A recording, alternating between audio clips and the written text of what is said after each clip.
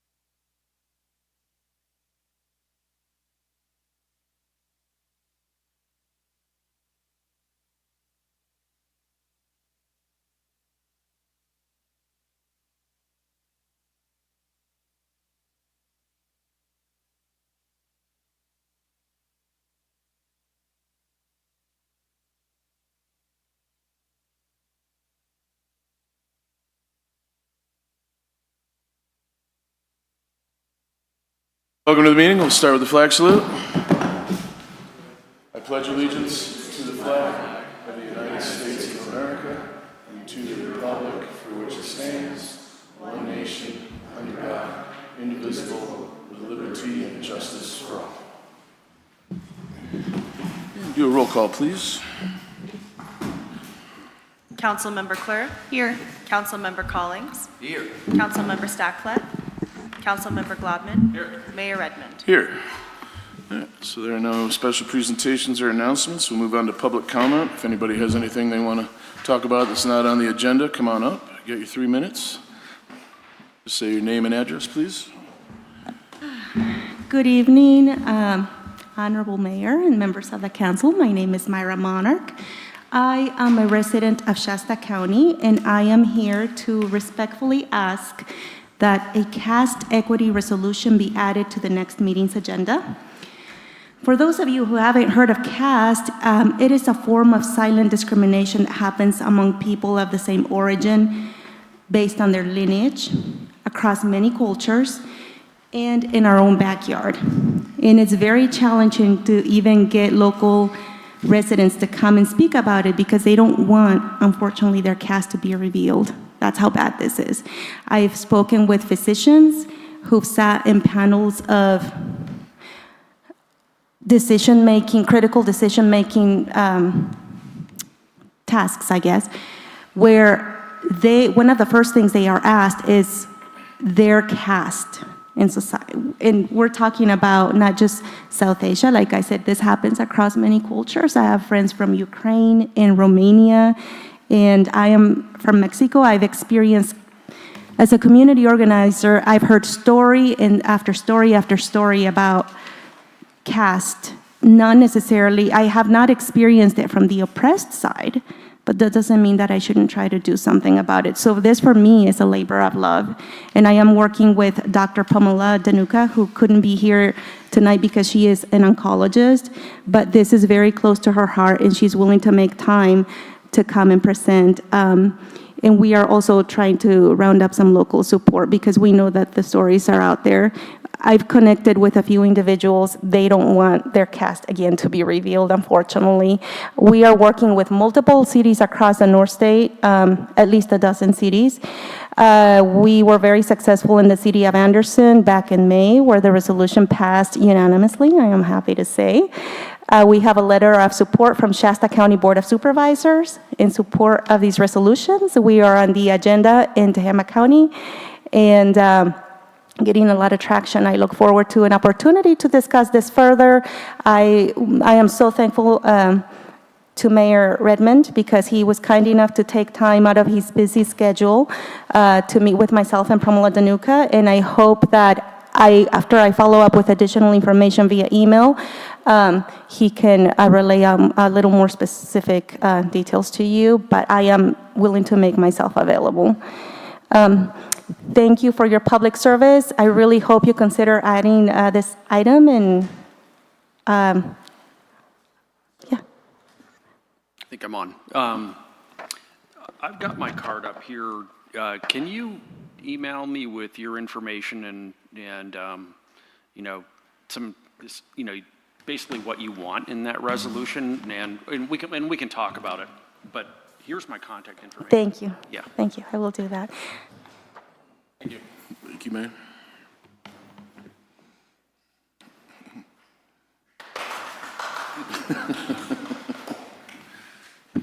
Anybody else in the audience wish to speak on anything? Yate, namaste, and aloha. Aloha, thank you, awesome. I'm gonna work on that. Just a little update. Thank you again for passing the Tiny House on Wheels movement, well, from planning all the way to second reading, and you know, that took a lot of time, energy, thought, and the whole process, so we're still very grateful for that. I talked with Ali, who runs a commercial little business down there, and he has a little commercial plot. And we kind of came up with a small little plan that we have a friend that does little tiny houses in McLeod, whatever. But we'd like to make a little model and bring it over and just put it on the land. And then when people want to see what 400 square feet actually looks like and walk the property, you can come over and walk inside and take a good look at it. He also thought that he could probably fit about 3, 4, 5 of those on top of there. Eventually, we'll work on that. So I just wanted you guys to know that we're working on a model system. I heard Weed High School does something with tiny houses, and somebody else inside of Siskiyou does something with tiny houses. And just talked to my Sheldon, my good friend down here at the headwaters. He's the only guy in Siskiyou that wears a kilt. If you ever seen him around with the red, yeah, Sheldon. He's a contractor, so you know his brain is going from ADU to tiny house, right? Because fires, it's just easier to pull out and come back in. Same price or so. And then something really cool happened Sunday. Went to church, came back out. Second session was going in, and some dude came over and his wife and couple kids. Come to find out, he's the keynote speaker in about 2 weeks in Sacramento, teaching cities, city councils, and managers affordable housing, housing developer for rural areas in affordable housing. And he also said he knows you, and we should meet up. And so he was talking a lot about people asking him in smaller towns. He works out of Reading, does all his business in Reading, been doing concrete since he was 3 years old, and now he does home development for affordable housing rural. And he wants to come up here and live. Yeah, so we met, that was all synchronistic. But got his phone number, wants to do a little coffee, and he wants to teach me a little bit more about the financing AMI, average medium income for certain types of grants or money funding. I said, everything in your brain needs to be in my brain so that I can layman's terms it and push it out to the masses so that everybody's on the same page. So just want to know that's really good news, and thank you. That's all. Thank you. Thanks, Alpha.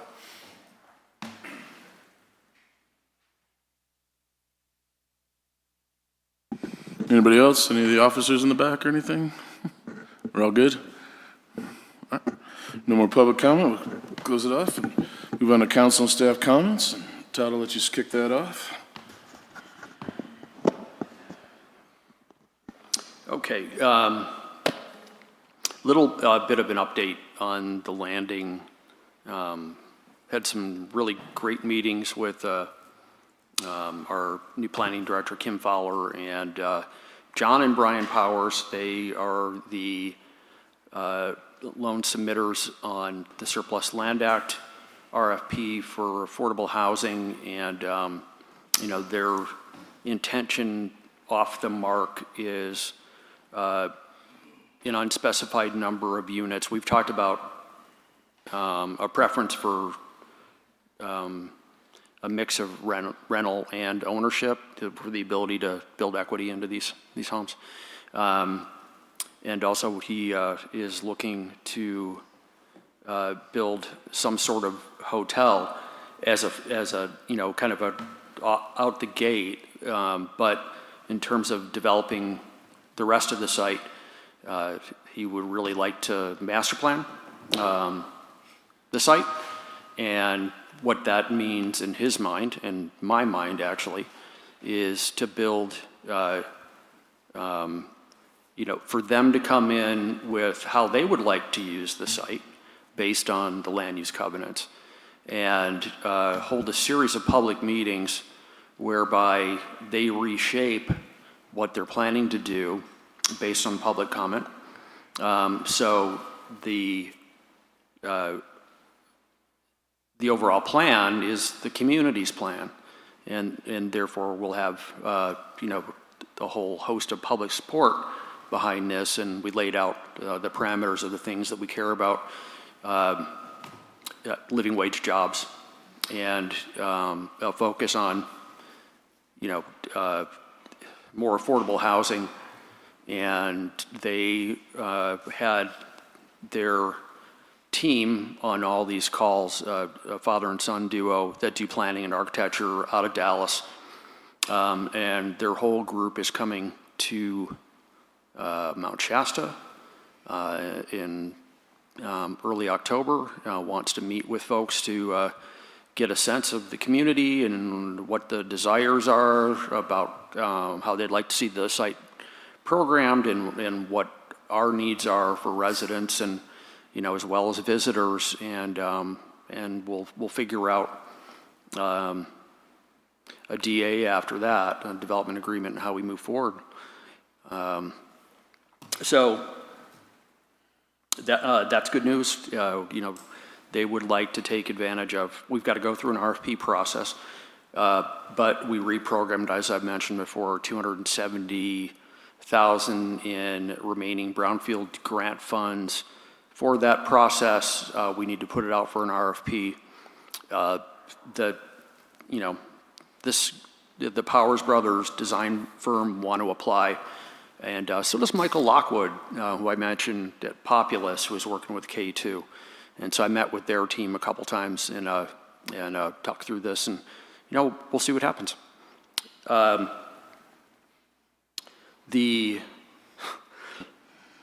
We've got 25 units of affordable under construction. We've run into some concerns on the city's part in terms of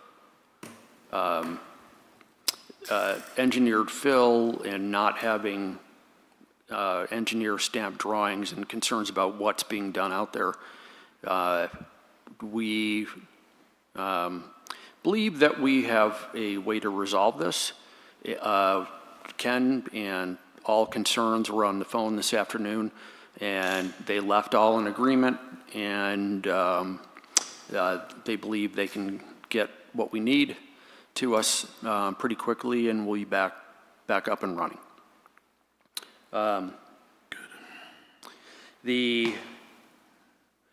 So the last thing, we've talked a lot about seeing what we can do to gain control of One Shasta's well on their site, and having our city attorney draft an easement for the pipeline and other utilities. That's drafted, that was submitted to those folks.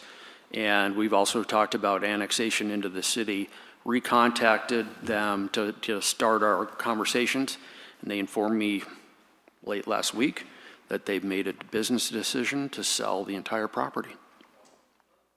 And the mystery question I ask, and they don't feel comfortable sharing that information yet. So I don't know what prompted it, but I know they carried it for 2 years, which is not cheap. And then finally, for the infrastructure carrying folks, the notice to proceed was issued for the next phase of the water distribution project, and this is out to Orem, which is good news. Yep. So that's what I've got. Okay. Thank you, Todd. Any councilors? I just had a question on the biweekly report that went out. There was a mention of going to the Sacramento meeting to talk about the sales tax. Do you have any update on that? No, other than, we're trying to get, Casey contacted me about this earlier. We're trying to get an assembly bill back into action to at least claw back 50% of sales tax revenue away from the agreements that have expanded exponentially over time based on the wording of the original 1955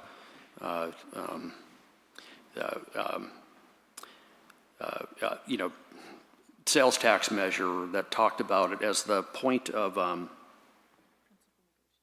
thank you for the memory, principal negotiations. And what we can do, the other part of this is there's a Senate bill floating through right now to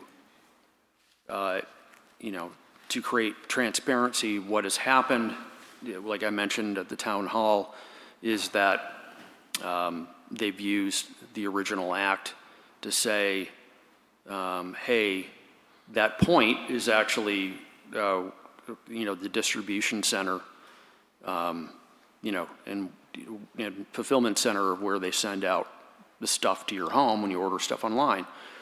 And this Senate bill is designed to create more transparency, because one of the things that's happening right now is for cities that want to land one of these fulfillment centers, they're cutting agreements that are not transparent with these large concerns that say, if you locate here, we won't even take the sales tax.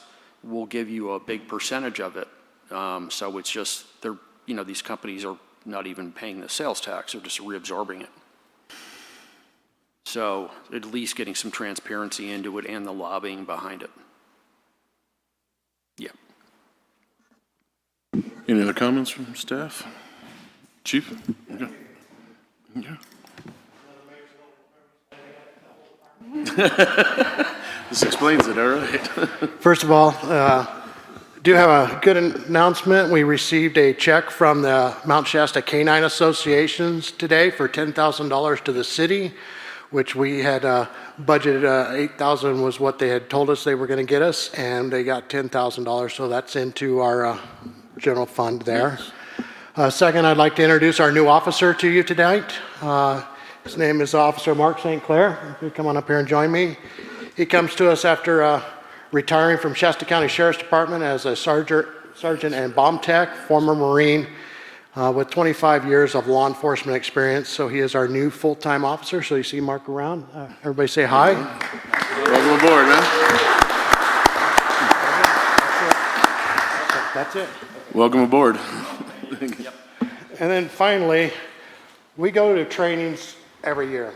Officers go to training all the time. Usually you go down, you have fun, nothing really happens, and you come home. Well, we just sent our DARE officer down in August, for first time in 5 years that DARE has been in California, so we got our DARE officer down at training. And they had to cancel their training the last day because there was a medical emergency that occurred at training. Come to find out, we're going to talk a little bit about Officer Goldsberry. So what happened was you had a Woodland police officer suffer they believe a brain aneurysm in class. Officer Goldsberry immediately jumped into action, providing oxygen, rescue breathing, along with another Woodland police officer.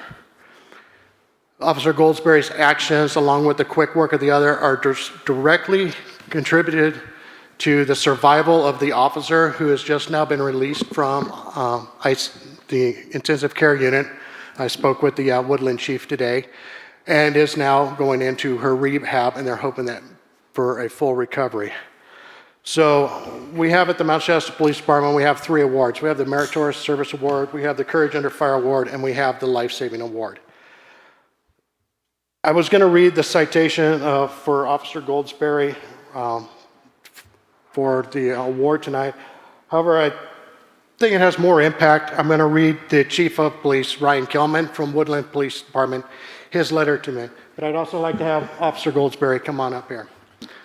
Dear Chief Gibson, I am writing to express my deep appreciation for the actions of Officer Goldsberry during a recent medical emergency at our DARE training. While attending the same class, Officer Goldsberry immediately recognized that one of my officers, Officer Maria Sierra, was in grave medical distress. His calm response, combined with his EMT training, proved critical. He assessed her condition, administered oxygen, and employed airway devices with skill and precision. These actions kept her stable until Woodland Fire and AMR personnel arrived. Officer Olson of my department assisted him, and together they worked seamlessly as a team. Medical staff later confirmed that their quick and coordinated efforts played a decisive role in saving Officer Sierra's life. I am pleased to share that Officer Sierra has made a significant recovery since that day. At the time of this writing, she was discharged from the ICU and is now being transferred to another hospital to begin rehabilitation. This outcome was made possible because of the professionalism and immediate action of your officer. In recognition of these extraordinary actions, I would like to formally invite Officer Goldsberry to attend a future Woodland Police Department annual award ceremony where we will honor him for his life-saving efforts. It would be our privilege to recognize him publicly for the professionalism, courage, and dedication he demonstrated. Officer Goldsberry's conduct reflects the very best traditions of law enforcement and brings great credit to himself, your department, and our profession as a whole. Please extend my sincere gratitude to him on behalf of the Woodland Police Department and our community. And with that said, I'm pleased to present Officer Goldsberry with the Life-Saving Award from the Mount Shasta Police Department.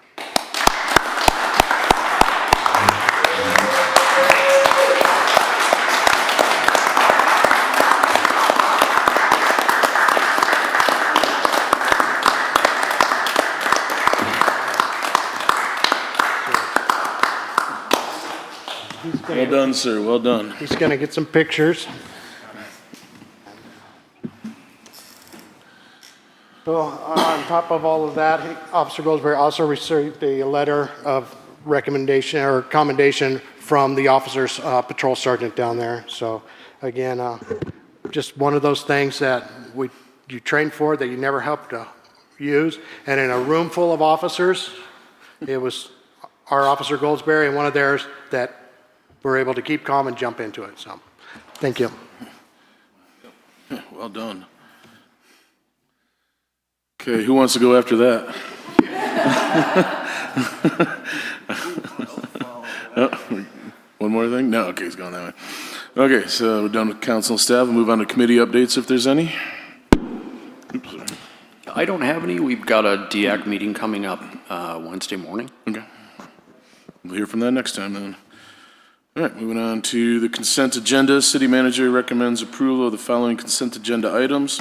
All resolutions and ordinances on this agenda or added hereto shall be introduced or adopted as applicable by title only, and the full reading thereof is hereby waived. A, approval of minutes, September 8th, 2025 regular meeting and September 15th, 2025 special town hall meeting. B, approval of disbursements, accounts payable 9/16/2025, total gross payroll and taxes for the period ending 9/18/25. C, authorizing the Director of Finance to certify to the County Auditor the city's maintenance of effort for Proposition 172 public safety funds. Do we have a motion? I move to approve consent agenda item 7, items A through C by title only. Okay, all those in favor say aye. Aye. All opposed? None? All right. Moving on to number 8. Public hearing for the Spring Hill Water Supply and Storage Project Mitigated Negative Declaration presented by Mr. Kellogg. You know, and probably didn't, agendize this perfect. I wanted to introduce Carla from N-Plan to give a presentation on this. It's really, this is the adoption of this resolution in association with the ISM&D and, and monitoring is more of a formality, but I figured informationally, Carla is the best person to walk us through this.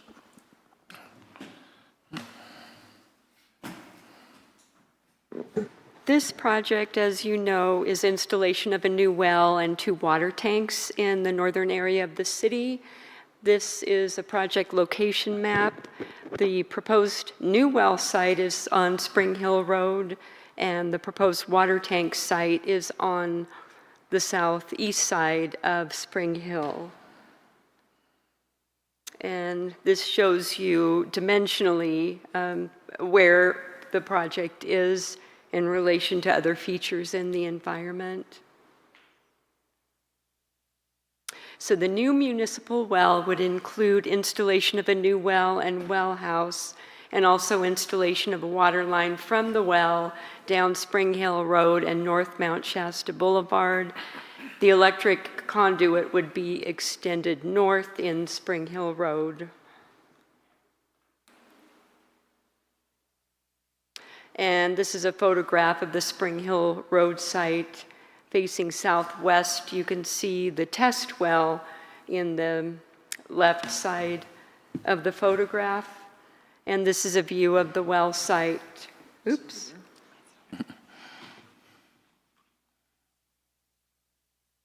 Sorry. This is a view of the well site from Spring Hill Road. That's over by there.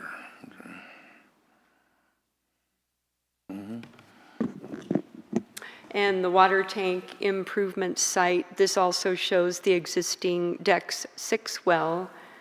What these improvements are construction of 2 water tanks, about 55 feet in diameter and 24 feet in height, and also installation of a water line, storm drain improvements, and electrical improvements south to Ski Village Drive and then west in Ski Village Drive.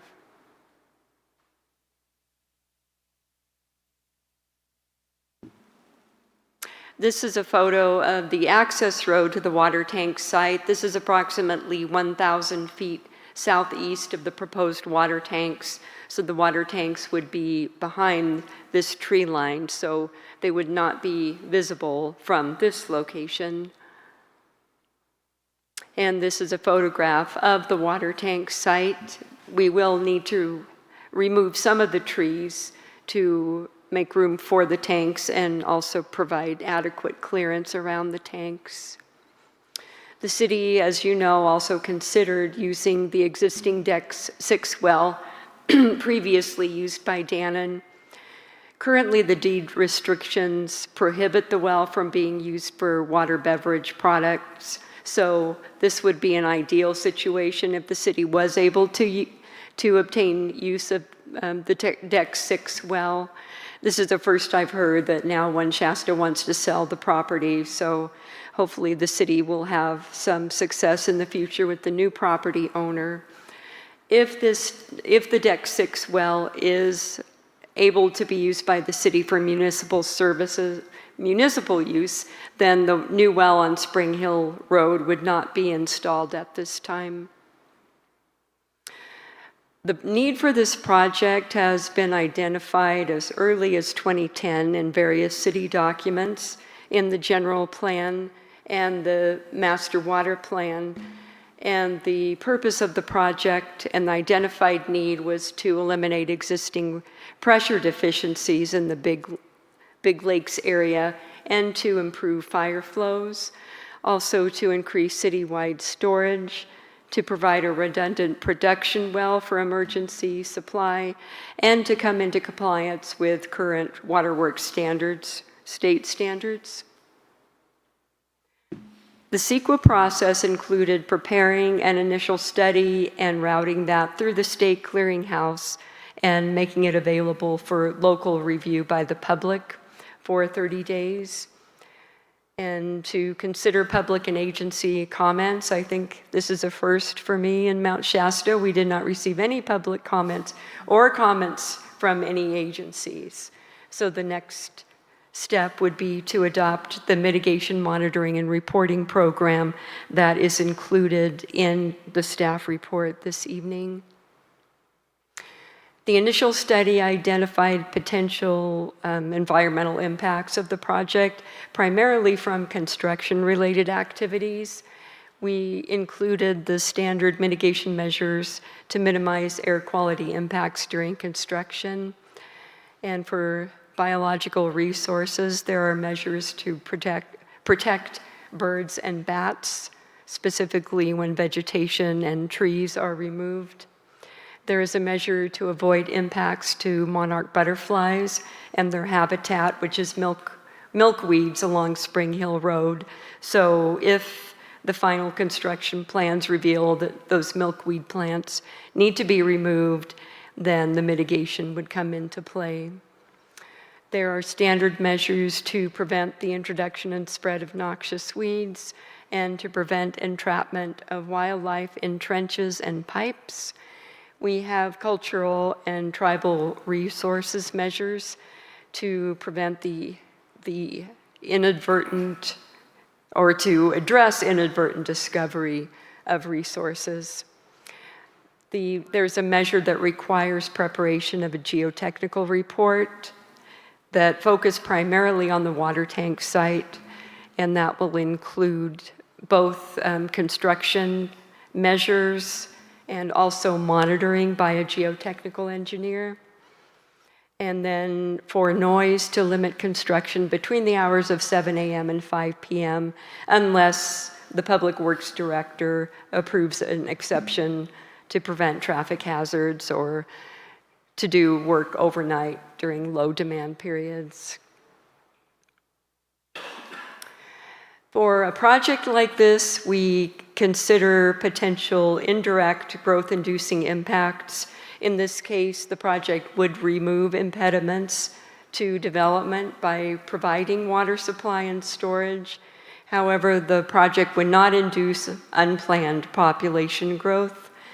This, as I said, has been identified as early as 2010 as being required to address existing system deficiencies.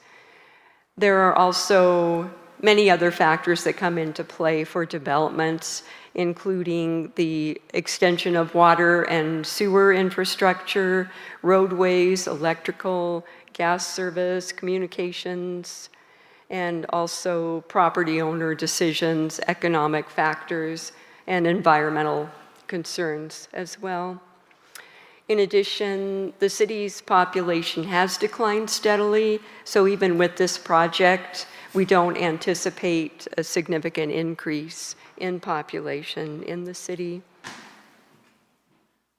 In terms of groundwater demand, even with this project, the city's primary water supply would continue to be water from cold springs, and pumping of the new well is anticipated to be similar to the city's 2 existing wells.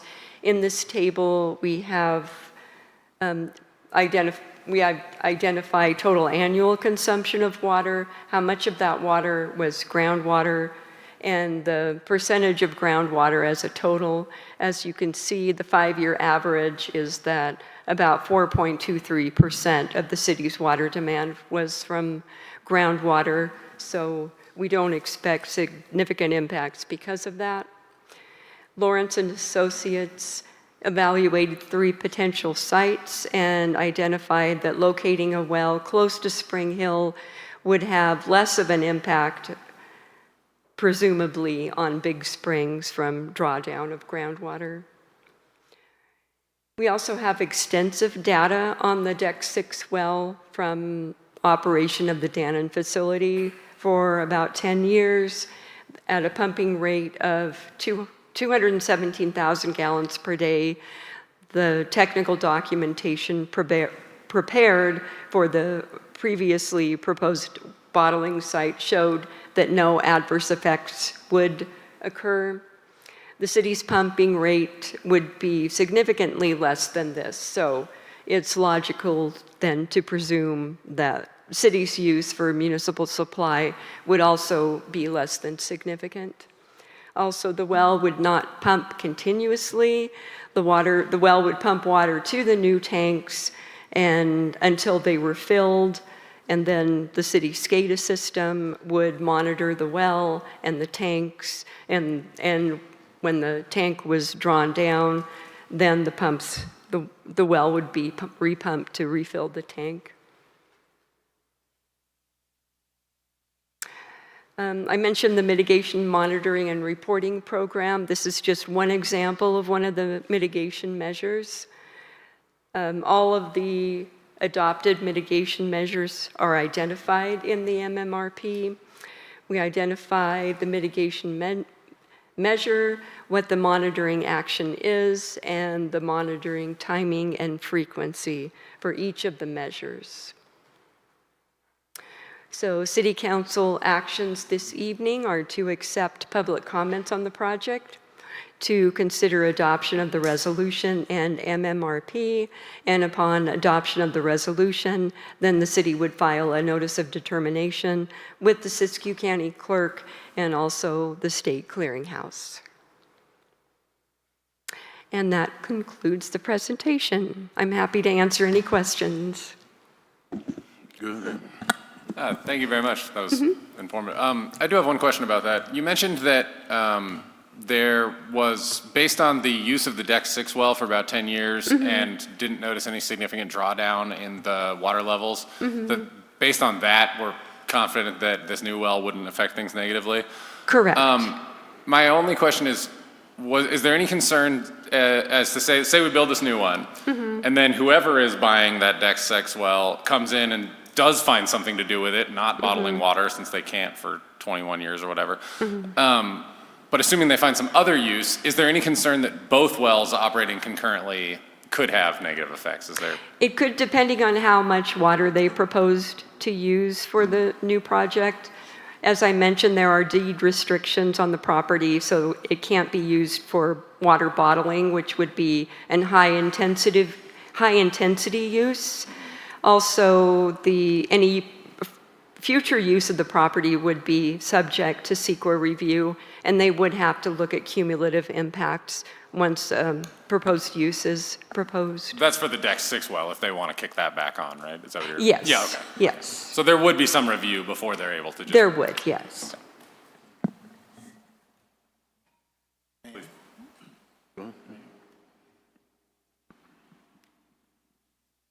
800,000 gallons a day for over a decade at the mill site, which used the wells drawing off that same area.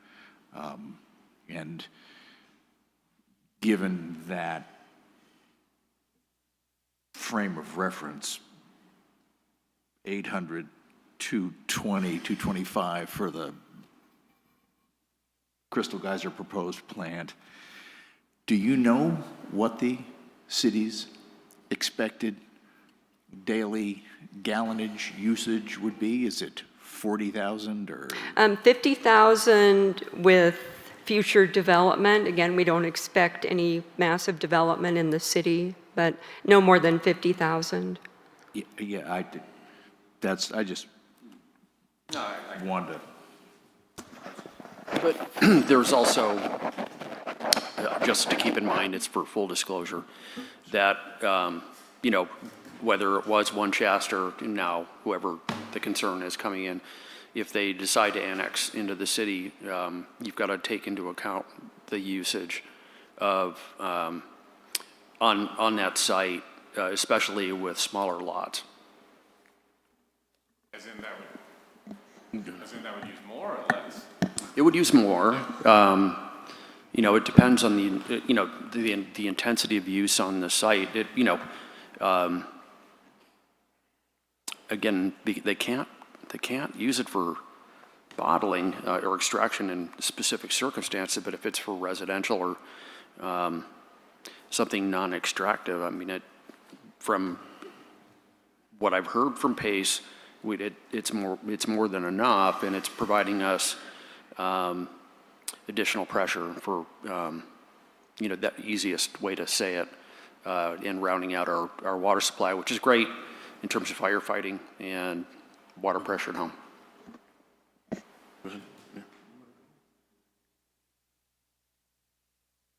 First of all, thank you for the presentation. Sure. May we have a copy? Absolutely, yes. There's a lot of information in there that I did not know about. I'll send it to everybody. And along some comments that you made earlier, Todd, and that you also addressed, this property being up for sale, is the whole property, including the 145,000 square foot facility, for sale, or just that land, or what? The entire facility, structure and all. Okay.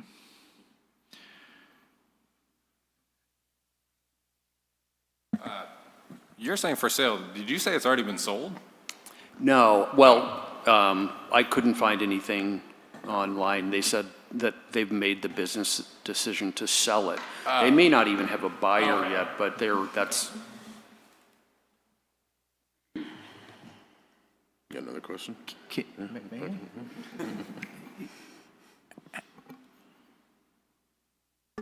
I'm not quite sure how to frame the question.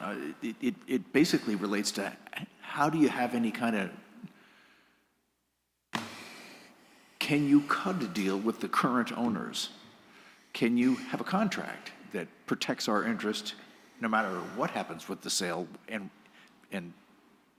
this may sound silly, but why would they do that? That might limit them in some way relative to a buyer. Am I opening up a can of worms? I should just kind of go away and not say anything? I will say this. It's in his best interest to not have any limitations on the site, and having, the access to well water, whether they fully realize what they're getting into or not, is much more attractive. And I would add that, this guy's a really great businessman and pretty cranky. So I would say probably that's a dry hold of mine. So we're waiting for the next buyers? Yeah. Okay, got it. Any more questions from anybody? All right, we'll open it up for a public hearing. If anybody in the audience wishes to say anything for 3 minutes.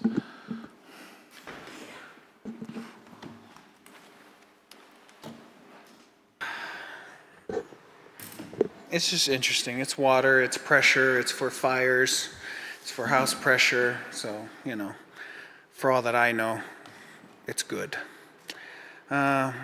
I know water's a tricky topic. That's why Crystal Geyser had that whole thing going on 10 years ago. And I know a lot of people are passionate about water.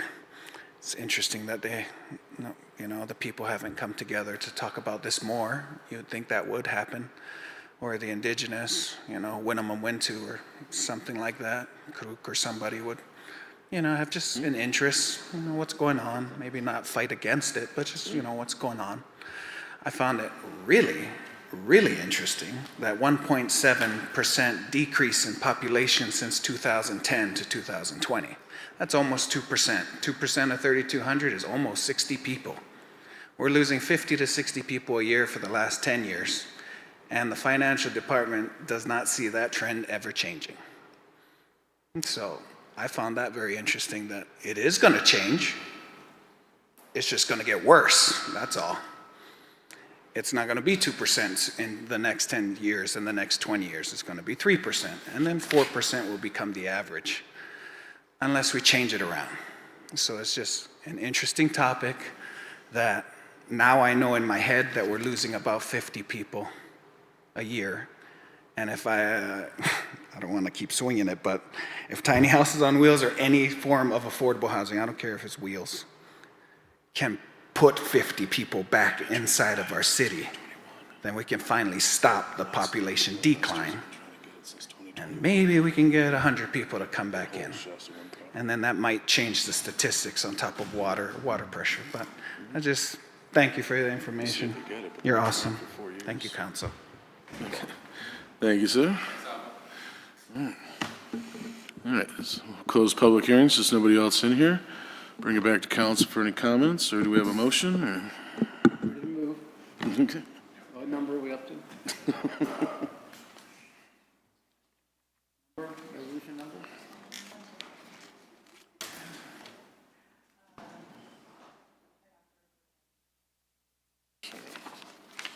Okay. You got it right there? Okay. No, I don't. I'll move to approve resolution number CCR-25. Yeah, it's not on there. So, 25-19. A resolution of the City Council of the City of Mount Shasta adopting a mitigated negative declaration and mitigation monitoring and reporting program for the Spring Hill Water Supply and Storage Project. Yeah. All those in favor say aye. Aye. Aye. All opposed? None? All right. Moving on to number 9, approval of the building department contract. Todd, you have the floor on this one. Okay. So we tabled this contract at the last meeting. We were originally looking to renew DevCom's contract for 2 years. They've done a fantastic job on all fronts. Their level of expertise is pretty unparalleled, from planning to, plan check, et cetera. What we determined at very last minute is that we've got an individual that is just desiring to work full-time as an employee for the city and can do this work and at a much cheaper rate. And so what we've done, instead of the 2 years that would allow DevCom to transition out, is to change the contract so that it expires on December 31st of this year, and bring in the individual on staff probably mid-December, just to be able to catch up with everything that is going on and make that smooth transition. So just looking to approve this through the 31st of this year. Okay. Was the decision to move from independent contractor to employee, did the city take into account the payroll tax expense that we would incur, and was that adjusted with the pay? It was taken into account. I haven't seen specific numbers, but it was a savings. Yeah. I hope this isn't redundant, but the fully loaded cost of this new city employee, I'm assuming that it is a fully loaded version that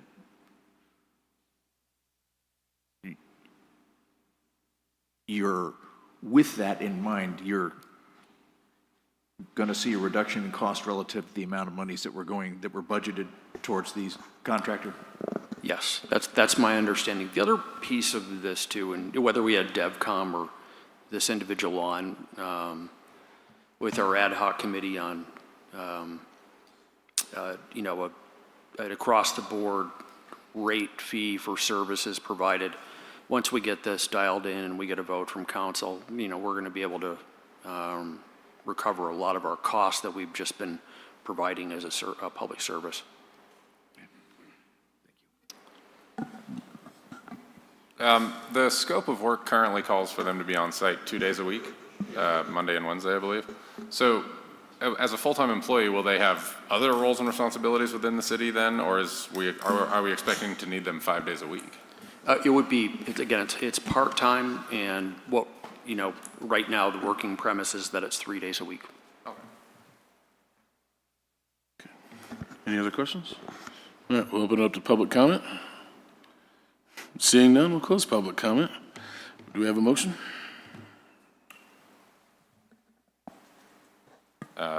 Motion to recommend that the city renew the contract with Development Compliance Solutions for building department services through December of 2025. Got a second? Second. Okay. All those in favor say aye. Aye. Aye. All opposed? None? All right. Moving on to number 10, the Collier Center donation. Todd, you have the floor. Okay.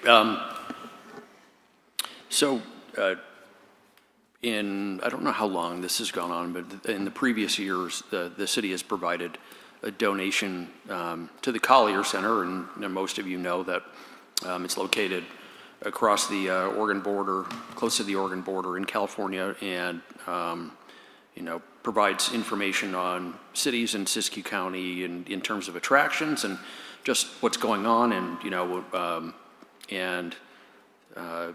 creates a certain amount of economic development. And we have our finance issues, so it's, a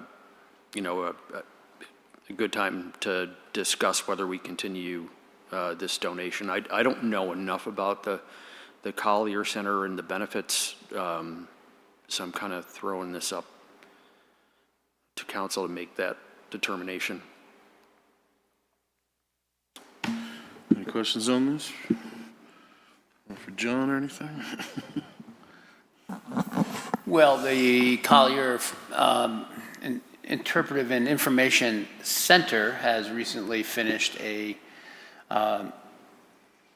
interpretive walk through their backyard, so to speak, along the river. And I think showing the ability to actually get a project like that done is grounds for thinking that the management of that center is established and consistent enough to maintain the organization, and that $1,000 is at least a token. Thank you for keeping it open. So I'm in favor of doing this. I'm not going to move for it because I think it's a conflict of interest, but because I'm on the board, I'll vote, but I think someone else should vote that one. Any other questions? Okay. Open it up to public hearing, or public comment, I mean. Seeing none, we will close public comment. If somebody wants to make a motion on this. Oh, I'm sorry, did you have something? No, you're good, okay. I thought she was reaching for the mic. I make a motion, we approve the proposed donation of $1,000 in support of the Collier Interpretive Center. Second. Okay, we have a second. All those in favor say aye. Aye. Aye. All opposed? None? All right. Moving on, number 11, city's letter of opposition for California Senate Bill 707. And Todd, you have the floor again. Okay.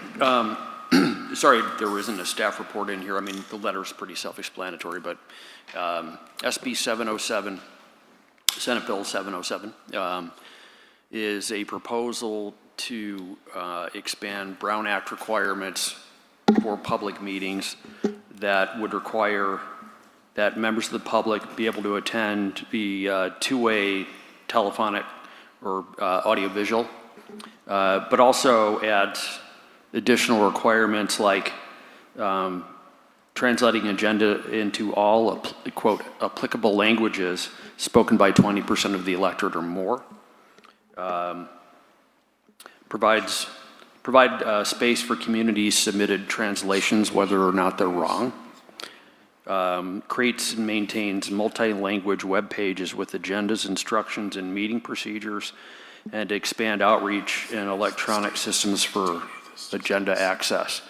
And from my reading of this, and from the Cal Cities advocacy folks, it's, for a majority of smaller cities, it's an unfunded mandate that would add a significant amount of additional expense. Question. So essentially, we'd have to go back to the arrangement we had before for COVID with Zoom. And Plus. A lot plus. A lot of plus. And so we all know what that cost. Mm-hmm. I can't imagine it was good. And plus. It was 40. It was 40,000. Okay. Any other questions? No? All right, we'll open up to public comment. It was very popular. Seeing none, we'll close public comment.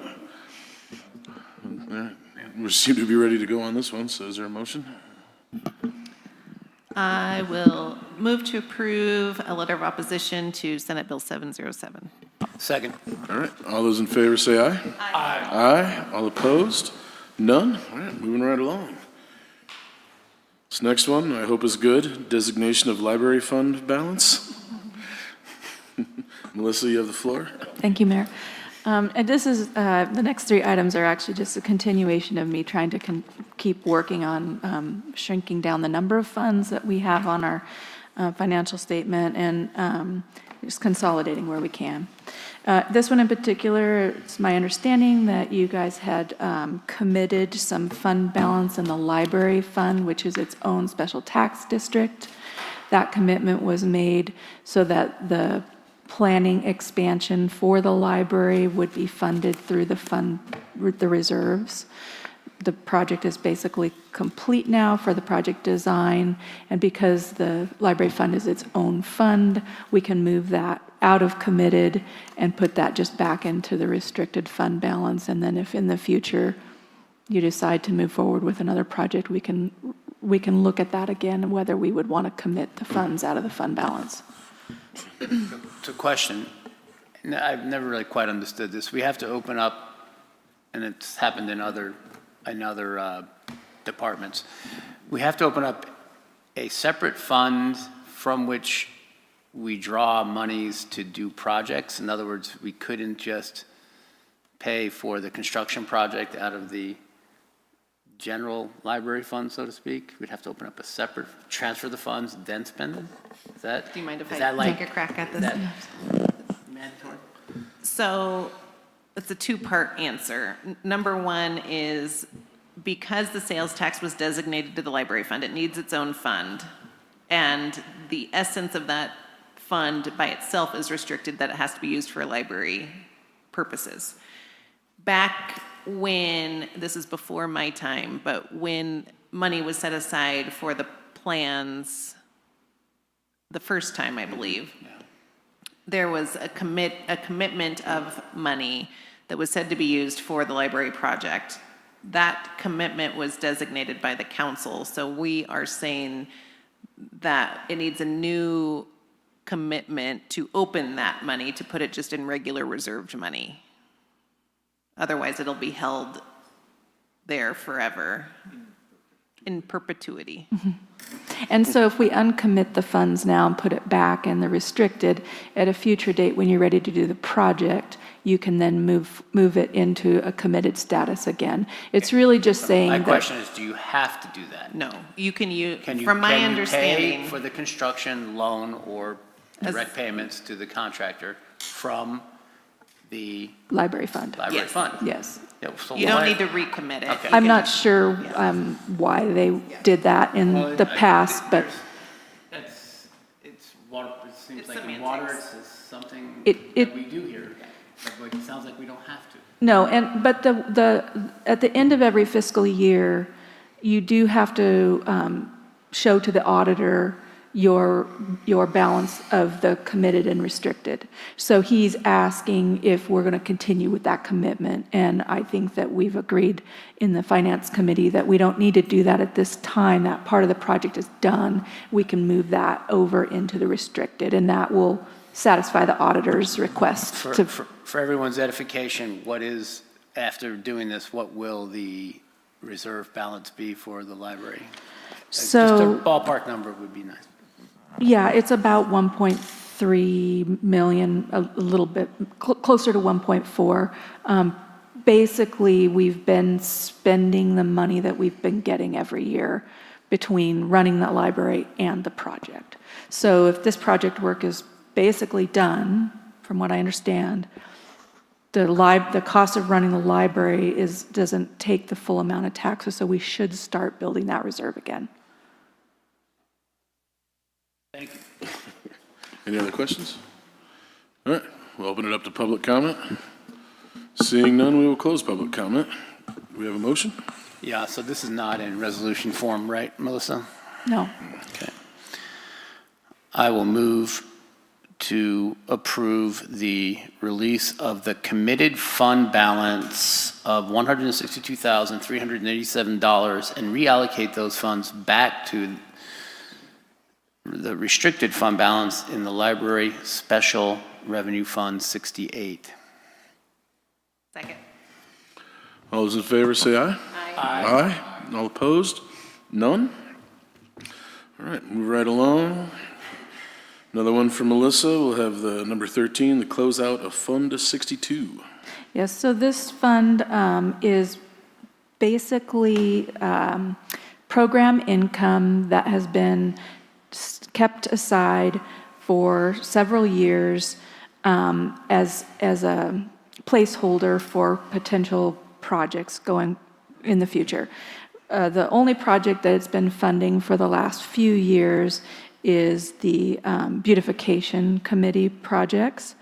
So there was a $15,000 transfer the past few years from this fund to the beautification fund. We discussed this in the finance committee meeting and decided that we wanted to use program income as general fund, which is typical in jurisdictions that they would do that. In this case, it's been being held in a separate fund. And so at this time, given our current financial situation, I'd like to move these funds over to fund, I thought that was on there, to the general fund that would offset our 24-25 deficit even further. We've already moved about $230,000 from other funds in there as well. And then in future years, just use the program income as general fund and fund things like beautification out of general fund, just like we do with several of the other items like Siskiyou Humane Society, the Historical Society, and those things. Okay, so question, this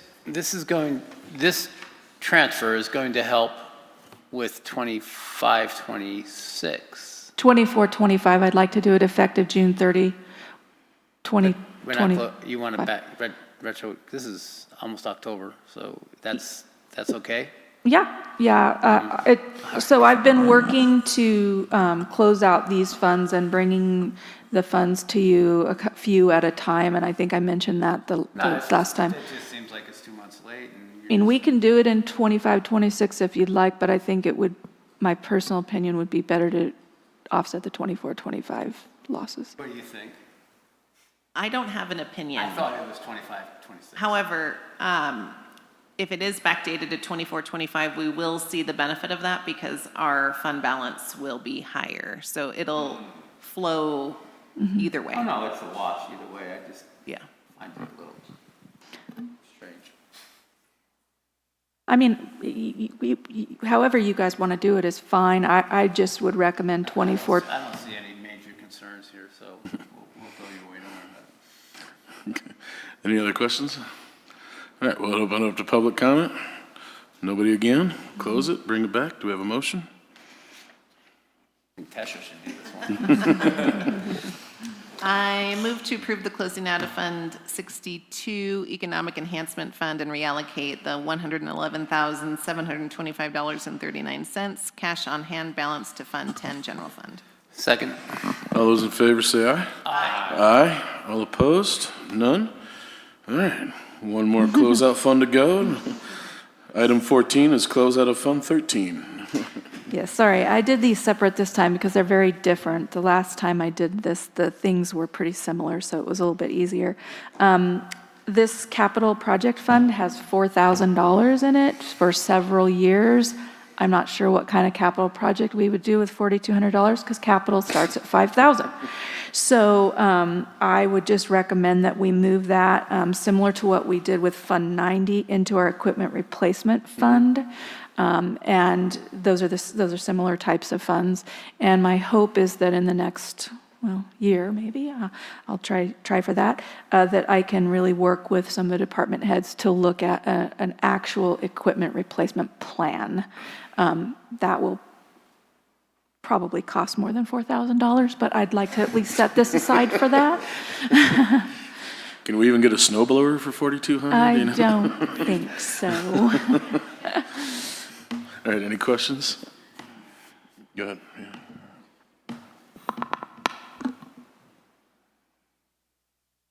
We used to put $75,000 a year into an equipment replacement fund. Is that this equipment replacement fund or a different one? So the equipment replacement fund, sorry, I should have brought that, but it currently has around $180,000 in it, so this $4,000 will get added to that. I was hoping it wasn't $4,000. Yeah, no, this is, I don't, this has been sitting there for a while again. I'm just trying to. Yeah. Thank you. So, yeah, one front end loader tire. So, all right. Public comment? No? All right, we're good. All right, back to it. We got a motion? I move to approve the closing out of Fund 13 capital projects and reallocate the $4,233.12 cash on hand balance to Fund 11 Equipment Replacement Reserve. All right, we have a second. All those in favor, say aye. Aye. All opposed? None? All right. Attendance or anything? Collier, anything going on with you? Or? No, but we did have the Finance Committee meeting. We talked about these transfers. I didn't quite catch the timing as to what budget years we were going to current one, but okay, that's fine. Please keep in mind that all these one-time transfers, while they will help that budget year, the one that finished in June, on June 30th, these are one-time pops for us in this next fiscal year. We'll benefit from the improved fund balance due to this, but we still have to hope for growth in sales tax activity and hotel tax activity and so forth, that gets out of what will be a deficit this coming year. Current year, excuse me. Correct. That's the main takeaway. There was one surprising thing, and I'll make this a future agenda item when we get to it. Apparently, we did get a Prop 68 grant for $177,000, which was the standard amount that all the localities received here, including the Mount Shasta Rec District. They used most of the money to do the roof. Some of the money was used to change the landscaping at the visitor center. It was a very nice project. I kind of had a feeling about that, but wasn't in the know. Was anybody in the know that we got this grant? No. You either. So I'm going to make that a future agenda item when we get to it, that has to be brought above board and talked about. No worries. No other outside meetings to report? All right. Go ahead, John, with your future agenda item. All right, so future agenda item will be a full report. Staff will provide a full report on the Prop 68 grant of $177,000 plus what has been, we went over this in the committee meeting, by the way, in detail. Future plans for that money and possible, and since the future plans, one of which is to pave the parking lot, the dirt parking lot that we bought, which I won't, in fact, I won't argue with any of the plans that staff decided to do with the money. I just think it should have been more above board. We can have a discussion, hopefully, if we have any strong feelings about what to do with the balance, which was about $47,000. I think. More like 7. Is this the money that's being reallocated to the Brownell parking lot? Yeah. So I don't know that it's just, I don't know the exact number, just over 100,000. We've got 80,000 for design and Using some of the money for the Lake Street project? no, this is for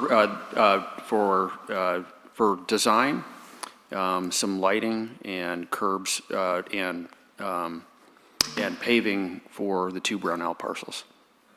That's a lot. It's about $80,000. Yeah. Yeah.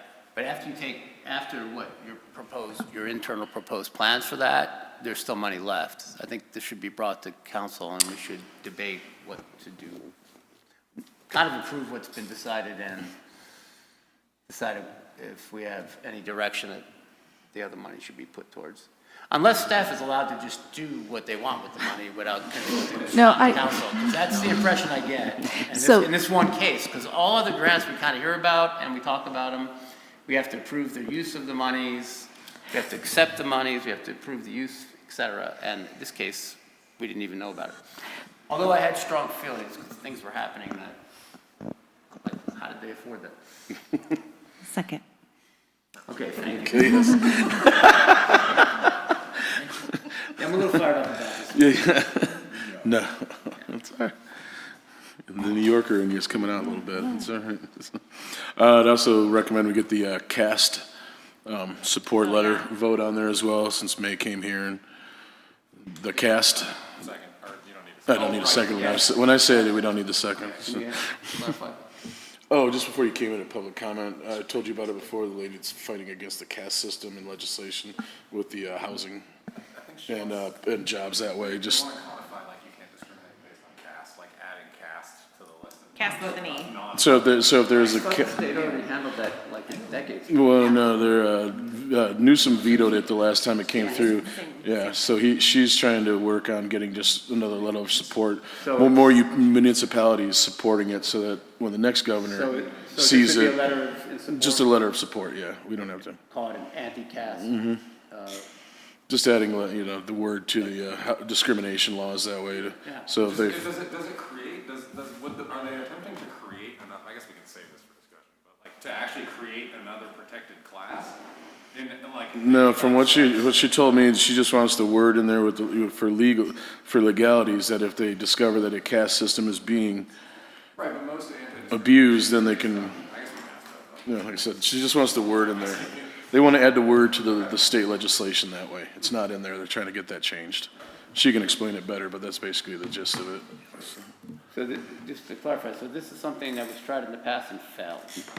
Yeah, she had already done stuff that way, and she can go through it where, Newsom vetoed it because of lobbying and all that, but. So basically, it would just be added to this last statement on our agendas.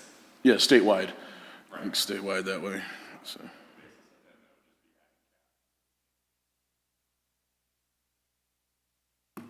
Any other future agenda items? Seeing none, all right. See you in 2 weeks. Thank you, everybody.